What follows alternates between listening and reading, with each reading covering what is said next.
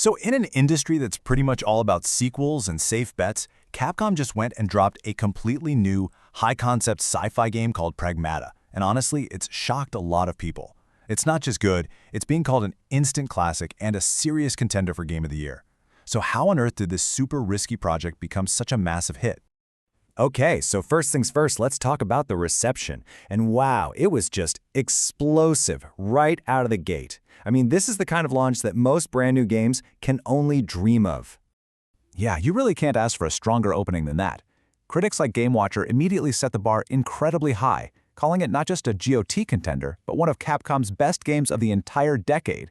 That is some seriously high praise. And check out this number, 87. That's its mighty score over on OpenCritic. And get this, that's averaged from over 95 different reviews. For a totally new franchise from a huge publisher to debut this high, well, that's just a massive achievement.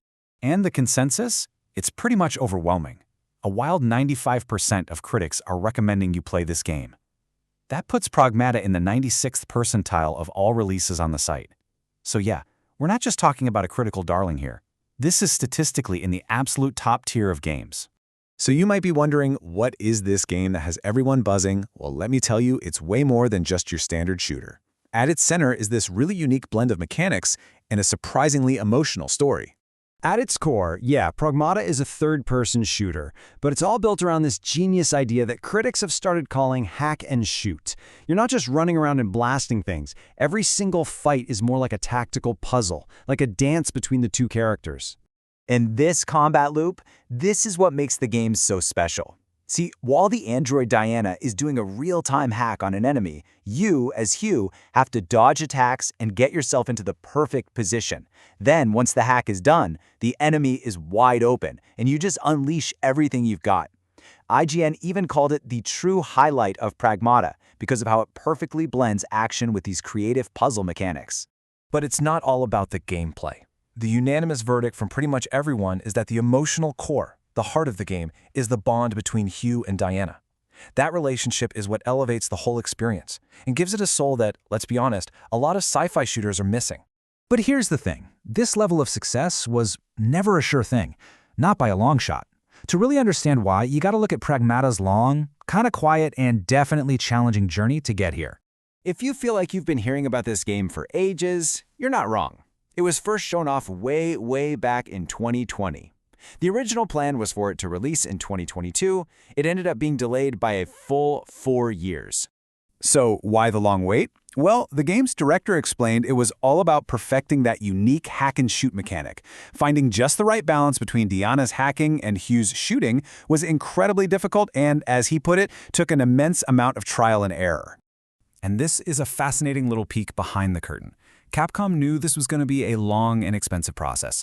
Their financial reports from 2025 showed they'd already recorded something called impairment cost for the game. Now, in simple terms, that just means they were financially ready for a long development. It's a huge signal of their commitment to getting the game right, instead of just rushing it out the door. So, after all that time, when the game finally landed in our hands, what was the overall consensus? Let's break down what critics absolutely loved and what they felt could have been a little better. So, the praise was overwhelming for the innovative combat and that heartfelt story. But critics were also honest about where it fell short. Some found the sci-fi plot a bit predictable, hitting familiar beats. Others noted that the core gameplay, while really fun, could feel a bit repetitive by the end. And another common point was that the standard difficulty was probably a little too easy for experienced players. But a theme that kept popping up, and something many saw as a huge positive, was the game's focus. In a world of 100-hour open worlds and live service games, Pragmata is just a tight, polished 10 to 15-hour adventure with no filler. And for a lot of people, that was a total breath of fresh air. All right, let's zoom out for our final point here. What does Pragmata's success really mean? Not just for Capcom, but maybe for the entire industry? Well, first off, this wasn't a fluke. Pragmata is just another major victory in what many are calling Capcom's current golden age. They have been on a legendary hot streak for years now, just consistently delivering high-quality games. And this is really the crucial point. Capcom did not have to make this game. With game development costs just skyrocketing and all the pressure from shareholders, the safe play is always to make another sequel. But instead, they took a massive financial and creative risk on a completely new idea. And boy, did it pay off in a big way. And that leaves us all with a really important question, doesn't it?